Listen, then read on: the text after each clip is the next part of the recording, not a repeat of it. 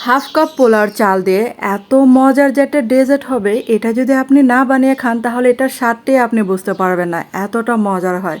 আসসালামু আলাইকুম সবাইকে। তো এবার ঈদের পরে আমি এই ডেজার্টটা করেছিলাম, আর এই ডেজার্টটা সবাই খেয়ে কিন্তু অনেক প্রশংসা করেছিল।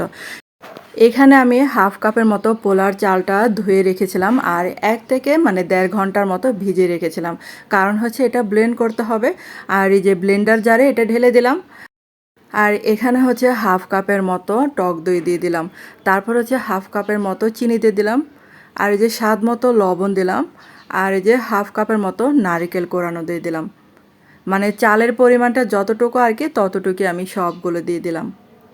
আর এগুলাকে এখন এই যে ব্লেন্ড করে নিচ্ছি। এটা কিন্তু কোনোভাবে পানি দেওয়া যাবে না, কারণ হচ্ছে টক দই দিয়েছি। এমনিতেই দেখেন এটা মানে লিকুইড হয়েছে। তারপর হচ্ছে এখানে হাফ চা চামচের মতো বেকিং পাউডার দিয়ে দিলাম।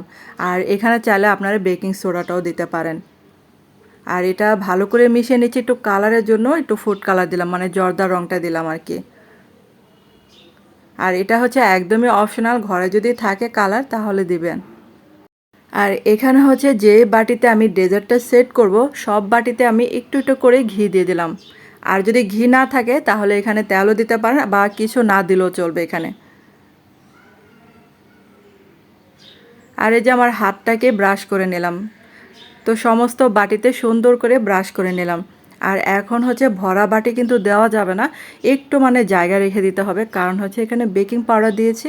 আর এটা কিন্তু একটু ফুলবে, তার জন্য জায়গা রেখে দিয়েছি। আর এখন হচ্ছে একে একে সব বাটিগুলো দিয়ে দেবো স্টিম করার জন্য। আর বন্ধুরা, আপনাদের কাছে ছোট্ট একটা রিকোয়েস্ট, যারা আমার চ্যানেল আজ প্রথম ভিডিও দেখছেন কিন্তু চ্যানেলটাকে সাবস্ক্রাইব করতে ভুলে গেছেন, প্লিজ তাদের কাছে অনুরোধ রইল চ্যানেলটাকে সাবস্ক্রাইব করে আমার পাশে থাকতে পারেন। আর এই যে দেখেন এই কয়টা বাটি হয়েছে। আর এটা কিন্তু বেশি সময় লাগবে না, 5 থেকে 6 মিনিট বা 7 মিনিট বা এরও কম লাগতে পারে। এটা কিন্তু হয়ে গেছে। আর এখন হচ্ছে একটা মালাই তৈরি করছে। এখানে যে 1 কাপের একটু কম হবে গুঁড়া দুধ, তারপর হচ্ছে কিছুটা পানি দিলাম, আর কিছুটা ড্রাই ফ্রুটস দিয়ে দিলাম। আর এগুলো একটু জাল করে নিচ্ছি, সামান্য একটু চিনি দিলাম। আর চিনিটা একদমই অপশনাল, দিলেও চলে না দিলেও চলে, যেহেতু ওটাতে আমি চিনি দিয়েছি। তারপর হচ্ছে এই যে দেখেন এটাতে মানে মালাইটা যেন সুন্দরভাবে মানে ঢুকে যায়, তার জন্য দেখেন এরকম টুথপিক দিয়ে ছিদ্র করে নিচ্ছে, যেন সহজে মালাইটা ভিতরে ঢুকে যায়। আর যদি মালাইটা ভিতরে ঢুকে তাহলে কিন্তু অনেকটা সফট হবে।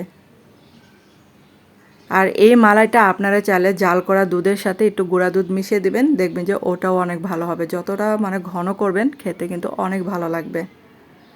আর আজকের রেসিপিটা আপনাদের কাছে কেমন লেগেছে বন্ধুরা, অবশ্যই কিন্তু আমাকে কমেন্ট করে জানাতে পারেন।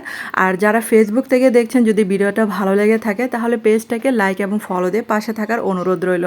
আর এই যে দেখেন এখন এই যে কেটে খাচ্ছে, এতটা মজার মনে হচ্ছে এটা আমাকে আবার বানাতে হবে। আর এই ডেজার্টটা একবার বানিয়ে খেলে আপনার বারবার খেতে ইচ্ছা করবে।